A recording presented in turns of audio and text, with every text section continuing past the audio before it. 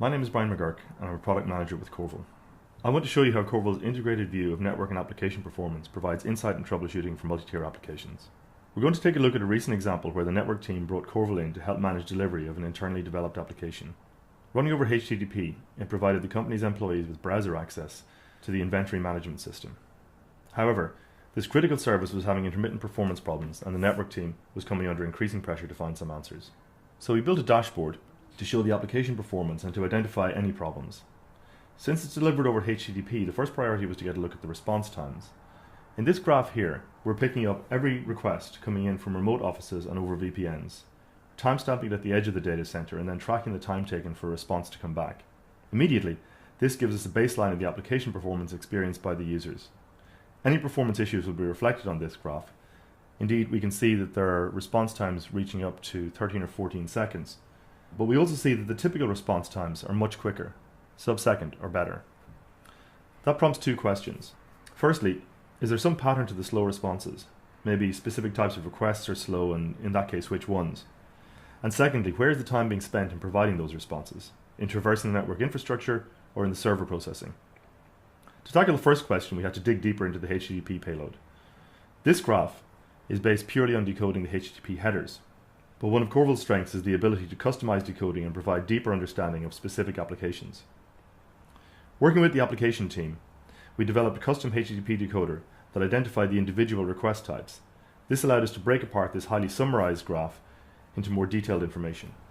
Here you can see the request classified according to the application's main functions, and on the right, a performance profile for each one. Together, this is a big help to the development team.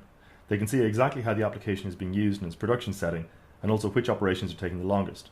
For instance, the sales order requests are always quite slow, but they're infrequent, whereas the scroll requests are frequent, and although they can take 4 seconds, they show us quite a spread, with a mean of less than 80 milliseconds. That goes a long way to answering the first question. There certainly is a pattern to which requests are taking the longest time. As regards the second question, where is the time being spent, the application team were convinced that the load balancer was part of the problem. They were seeing TCP0 window signals coming from the load balancer to the web servers and concluded that the load balancer itself was overloaded. We'll come back to the zero windows in a moment, but let's first take a look at some of these slow requests and see how much time they spend getting through the load balancer. One of Corvil's advantages is that in a single product you can move through from high-level reporting right down to granular message and packet data. That's what we're going to do here so that we can examine one of these individual transactions. You're now looking at a decoding of the message flow across the network. We're going to take a look at one of these slow requests and check where the time is being spent. Looking at the messages at the data center perimeter, it took nearly 6 seconds for this request to get a response. This view takes that 6-second response time at the perimeter and breaks it down into 3 components. The request getting through the load balancer taking 65 microseconds, the request being served and responded to by the server taking nearly 6 seconds, and the response getting back through the load balancer taking nearly 60 microseconds. So for this individual transaction, it's clear that the load balancer had no significant impact on the response time. We could look at a few more of these transactions and we'd see a similar pattern. So let's back up a little bit and take a higher level view of the load balancer. This dashboard provides an ongoing summary of that detailed drill down.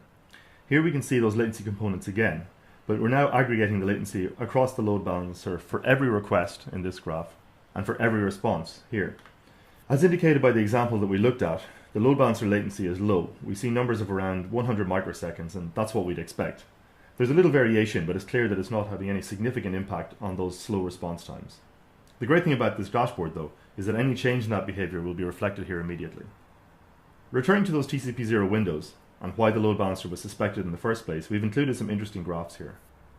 The one on the left shows the rate at which zero window signals are being picked up outside the load balancer, and the one on the right shows the zero window signals being picked up inside the load balancer en route to the web servers where they were seen by the application team. You can see that there's a perfect correspondence. In fact, we've added the graph on the left as an underlay here just to make that point clear. They overlap completely. What's going on here is that the load balancer maintains a TCP connection on the inside for every connection established on the outside, and it maps the state of the outside connection onto the inside one. So for every TCP0 window it receives from a user's laptop, for instance, it passes that on directly to the web server on the inside.